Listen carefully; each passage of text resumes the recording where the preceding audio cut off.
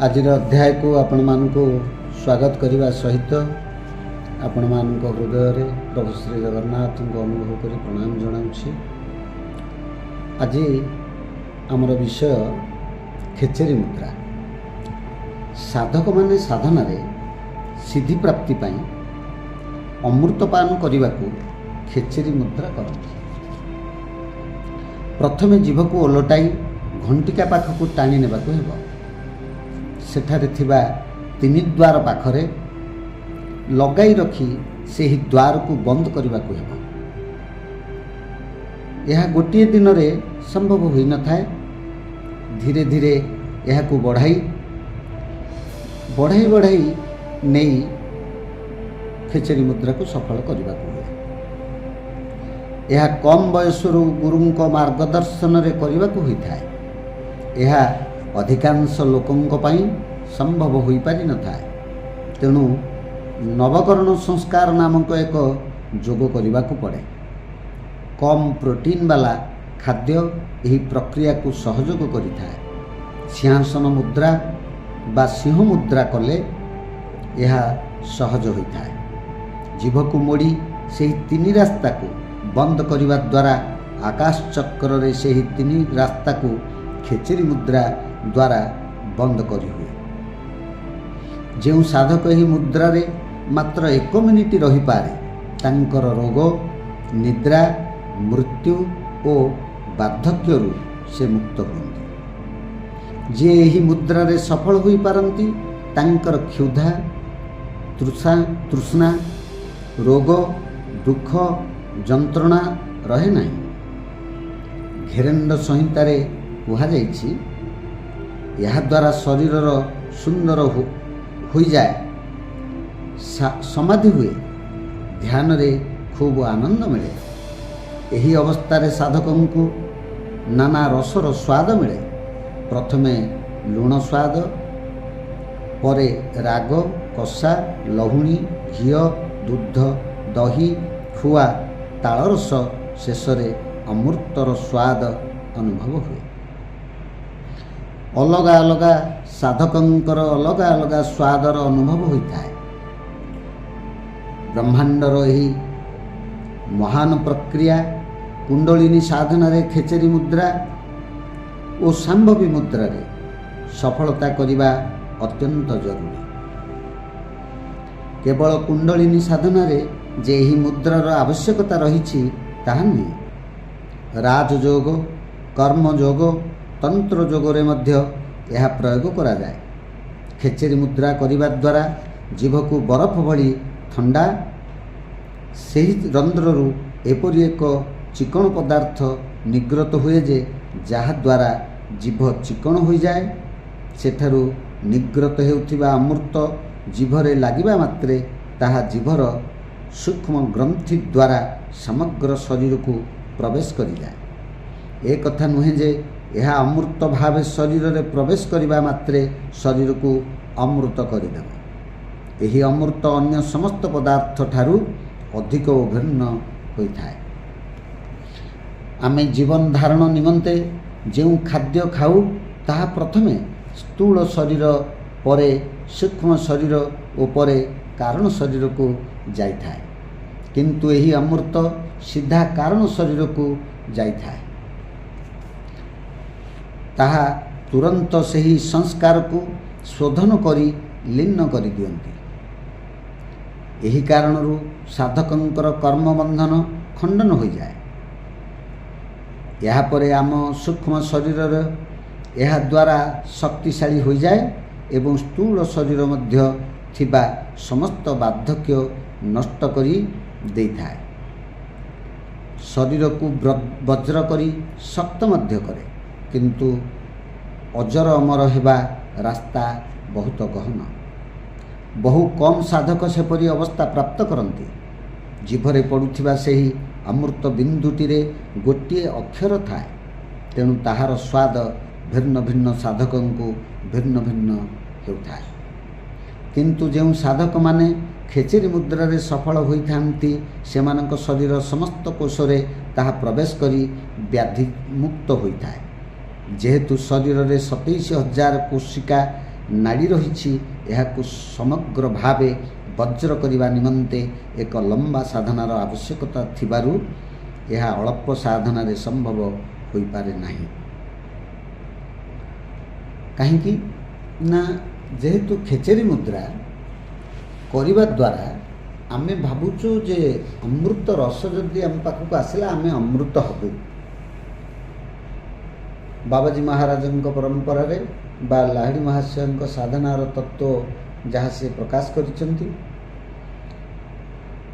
ବା ପତଞ୍ଜଳି ଯୋଗଶାସ୍ତ୍ର ଖେଚେରୀ ମୁଦ୍ରା ଉପରେ ଯେଉଁ ତତ୍ତ୍ୱ ଦେଉଛନ୍ତି ସେ ତତ୍ତ୍ୱ ହେଲା ପ୍ରଥମେ ଜୀଭକୁ ଯେଉଁମାନଙ୍କର ସଂସ୍କାର ଥିବ ସେମାନେ ଓଲଟେଇ ପାରିବେ, ନହେଲେ ସମ୍ଭବ ନୁହେଁ।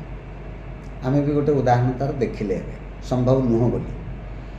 ଏବଂ ଯେଉଁମାନେ ଓଲଟେଇ ପାରୁଛନ୍ତି ସେମାନଙ୍କର ପୂର୍ବଜନ୍ମର ସଂସ୍କାର ଅଛି ଏବଂ ଜୀଭକୁ ଓଲଟେଇବା ଦ୍ୱାରା ଆମ ଘଣ୍ଟିକା ଆମେ ଯାହାକୁ କହୁଛେ ତାହା ହେଉଛି ଛୋଟ ଜୀବ। ଏବଂ ଛୋଟ ଜୀବରେ ମନ, ବିମନ, ମହାଲକ୍ଷ୍ମୀ, ସଦାଶିବ, ପାର୍ବତୀ, ସରସ୍ୱତୀ ଏମାନେ ସମସ୍ତେ ବାସ କରୁଛନ୍ତି। ଏବଂ ଛୋଟ ଜୀବରେ ଆକାଶ ତତ୍ତ୍ୱ ପ୍ରକାଶ ପାଉଛି। ଯେହେତୁ ଛୋଟ ଜୀବରେ ଆକାଶ ତତ୍ତ୍ୱ ପ୍ରକାଶ ପାଉଛି ଏବଂ ଖେଚେରୀ ମୁଦ୍ରା ଆମେ କରିବା ଦ୍ୱାରା ଆମର ଖାଦ୍ୟନାଳା ପଟକୁ ଯେଉଁ ରନ୍ଧ୍ରଟି ରହିଛି ଏବଂ ଉପରେ ନାକପୁଡ଼ାକୁ ଯେଉଁ 2ଟି ରନ୍ଧ୍ର ରହିଛି ତାଳୁକାରେ, ସେ ତଳ ରନ୍ଧ୍ର ଏବଂ ଉପର 2 ରନ୍ଧ୍ର ଜିଭ ପଶିଲେ 3ଟି ଯାକ ରନ୍ଧ୍ରକୁ ସେ ବନ୍ଦ କରିଦେବ। ବନ୍ଦ କରିଦେବା ଦ୍ୱାରା କ'ଣ ହେବ ନା ଉପରୁ ଯେଉଁ ରସ ନିଗ୍ରତ ହେବ ସେ କହୁଛନ୍ତି ପ୍ରଥମେ ଲୁଣି, କଷା, ରାଗ, ଖଟା, ମିଠା, କ୍ଷୀର ରସ, ଦହି, ଲହୁଣୀ, ଖୁଆ, ତାଳ ରସ ଏବଂ ପରେ ଅମୃତ ରସ ସେଠି କ୍ଷରଣ ହେବ। ଏବଂ ସେହି ଅମୃତ ରସକୁ ଆମେ ପାନ କରି ପ୍ରଥମେ ଆମେ ଯେଉଁ ଖାଦ୍ୟ ସବୁ ଖାଉ ସେ ଖାଦ୍ୟକୁ ଆମେ ନାଭି ପାଖକୁ ପଠାଉ। ନାଭି ପାଖରେ ଆଉ ଥରେ ଖାଦ୍ୟ ପକ୍କ ହୁଏ ଏବଂ ସେ ଖାଦ୍ୟର ସାରାଂଶ ସବୁ ପ୍ରୋଟିନ୍ ରକ୍ତ ହେବା ପାଇଁ ଫୁସ୍ଫୁସ୍କୁ ନାଭି ପଠାଇ ଦିଏ ଏବଂ ତା'ର ଯେଉଁ ମଇଳା ଗୁଡ଼ିକ ରହିଲା ଆବର୍ଜନା ସେଗୁଡ଼ିକୁ ଜଳକେନ୍ଦ୍ରରେ ପରିସ୍ରା ଆକାରରେ ଏବଂ ମଳକେନ୍ଦ୍ରରେ ମଳ ଆକାରରେ ସବୁ ବର୍ଜ୍ୟବସ୍ତୁ ନିଷ୍କାସିତ କରିବାରେ ସହାୟକ ହୁଏ ଏହି ନାଭି କେନ୍ଦ୍ର। ନାଭିର ଗୋଟିଏ ନାଡ଼ି ଅଛି ଯାହାର ନାଁ ହେଉଛି ବଜ୍ରନାଡ଼ି। ବଜ୍ରନାଡ଼ିର କାମ କ'ଣ ନା ସିଏ ଟାଣ କରିବ, କୋହଳ କରିବ ଏବଂ ନାଭି ମଣିପୁର ଚକ୍ର ନାଭି କେନ୍ଦ୍ର ତଳ 2 ଚକ୍ରକୁ ଏବଂ ଉପର 2 ଚକ୍ରକୁ କଣ୍ଟ୍ରୋଲ କରୁଛି। ତଳେ ରହିଲେ ସ୍ୱାଧିଷ୍ଠାନ ମୂଳାଧାର, ଉପରେ ରହିଲେ ଅନାହତ ବିଶୁଦ୍ଧ। ମଣିପୁର ମଝିରେ ରହିକି ତଳ 2କୁ କଣ୍ଟ୍ରୋଲ କରୁଛି, ଉପର 2କି ବି କଣ୍ଟ୍ରୋଲ କରୁଛି।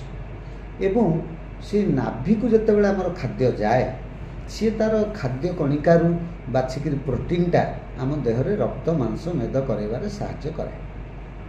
କିନ୍ତୁ ଖେଚେରୀ ମୁଦ୍ରା ଦ୍ୱାରା ଆମ ଜିଭରେ ଯେଉଁ ରସ ସବୁ ପଡ଼ନ୍ତି ସେ ଆଉ ନାଭି କେନ୍ଦ୍ରକୁ ପକ୍କ ହେବାକୁ ଯାଆନ୍ତି ନାହିଁ। ଆମେ ନାଭି କେନ୍ଦ୍ରରେ ଖାଦ୍ୟ ପହଞ୍ଚି ପକ୍କ ହେଲା ପରେ ସେ ଯାହା ଆମ ଶରୀରରେ ରକ୍ତ, ମାଂସ, ମେଦ ହୋଇକି ଲାଗନ୍ତି ସେମାନେ ସୂକ୍ଷ୍ମ ପରେ କାରଣ ଶରୀର ପର୍ଯ୍ୟନ୍ତ ବ୍ୟାପନ୍ତି। କିନ୍ତୁ ଯେତେବେଳେ ଜିହ୍ୱାଗ୍ରରେ ଯେଉଁ ରସଟି ନିଗ୍ରତ ହେଲା ଆମେ ତାକୁ ପାନ କଲେ, ପାନ କରିବା ଦ୍ୱାରା ସେ ଆଉ ନାଭି କେନ୍ଦ୍ରକୁ ନ ଯାଇ ସୂକ୍ଷ୍ମ ଏବଂ କାରଣ ପାଖରେ ପହଞ୍ଚିଲା। କାରଣ ସୂକ୍ଷ୍ମ ପାଖରେ ପହଞ୍ଚିଲା ପରେ ସୂକ୍ଷ୍ମ ନେଇକରି ଗଲା କାରଣ ପାଖକୁ। କାରଣ ପାଖକୁ ଯିବାବେଳେ କାରଣ ଚାରିପଟେ ଗୋଟେ ବଳୟ, ଶନିଙ୍କ ଚାରିପଟେ ଯେମିତି ଗୋଟେ ବଳୟ ରହିଛି, ଶନିଗ୍ରହ ଗୋଟେ ବଳୟ ମଝିରେ ରହିଛନ୍ତି, ସେପରି ଆମର କାରଣ ଶରୀର ଚାରିପଟେ ଗୋଟିଏ ବଳୟ ରହିଛି। ସେ ବଳୟଟି ନିର୍ମାଣ ହୋଇଛି କେଉଁଥିରେ ନା ପାପ ଏବଂ ପୁଣ୍ୟରେ। ଆମର ଜନ୍ମ ଜନ୍ମାନ୍ତରର ଆମେ ଯେତେ ପାପ କରିଛୁ ଜ୍ଞାତ ଅଜ୍ଞାତରେ ବା ଯେତେ ଜାଣନ୍ତରେ ପୁଣ୍ୟ ଅର୍ଜନ କରିଛୁ ଏ ସବୁ ମିଶ୍ରିତ ଭାବରେ ସଂସ୍କାରମାନଙ୍କୁ ନେଇକି ଗୋଟିଏ ବଳୟ ଚାରିପଟେ ରହିଛନ୍ତି। ସେ ବଳୟଟି ପାଖରେ ଯେତେବେଳେ ପହଞ୍ଚନ୍ତି ଅମୃତ ରସ ସେତେବେଳେ ସେ ବଳୟ ଭାଙ୍ଗିକି ପୁରା ଚୁରମାର ହେଇଯାନ୍ତି, ଭସ୍ମ। सी भस्म होला परे ये तत्क्षणांत कारण शरीर पाखु जाती एवं कारण शरीर जेहेतु अमृतर आ दरकार नहीं कारण निजे अमृत से आसी से पुनर्बार फेरई दिंती सूक्ष्म को सूक्ष्म भी दरकार नहीं सूक्ष्म फेरई दिंती पुनर्बार स्थूल को तेणु स्थूल ये तत्क्षणांत पहुँचला मात्रे समग्र 72,000 नाड़ी रे ये बांटी हो जाती किंतु जहाँ पतंजलि कहते जे ये अमृत रस जेहेतु 72,000 नाड़ी रे बांटी हो गले किंतु मनुष्य अमर हो पाला नहीं कारण यह गोटे सूक्ष्म सूत्र एवं यह दीर्घ काल तपस्या कले जने अमर हो पार 72,000 नाड़ी जाक संपूर्ण भाव में अमर हे जदि 72,000 नाड़ी अमर हे ना जड़े अमर हो पार नहीं अर्ध अमर अवस्था तेणु ये जो रस आमको बारंबार बारंबार करी ताकू पान करने द्वारा आमर कौन लाभ हुए बार्धक्य रुहे नहीं भोक रुहे नहीं तृषा रुहे नहीं तृष्णा भी रुहे नहीं एवं आमर शोक दुख जिते जहाँ अच्छी सबू खंडन करे पुनर्बार खाली खंडन करे नुहे आमको से गोटे लाभ दिए जे से लाभटी होची भगवानकर अति विचक्षण तत्व यह से लाभटी होची जे आमर पाप पुण्यर जो वलय चक्र रही ताकू से खंडन करुचंती एवं आम पूर्वजन्मर समस्त प्रारब्ध को खंडन करदेवा द्वारा साधक निर्मल होइकी विमल हो मन तार स्थिर रहिबो से आगको आगको बढ़ी पारिबो यही जो तत्व ये तत्व होची खेचेरी मुद्रार तत्व तेणु आमे साधना कला बेले खेचेरी मुद्रा आम पई अत्यंत जरूरी तेणु खेचेरी मुद्रा पई आमे आमर जीव को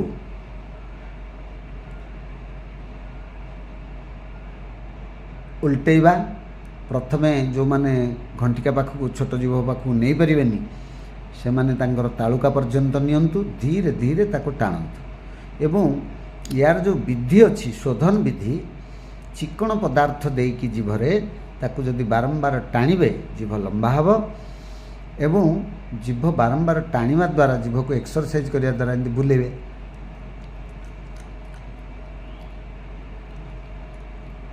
तापर तालपट करिवे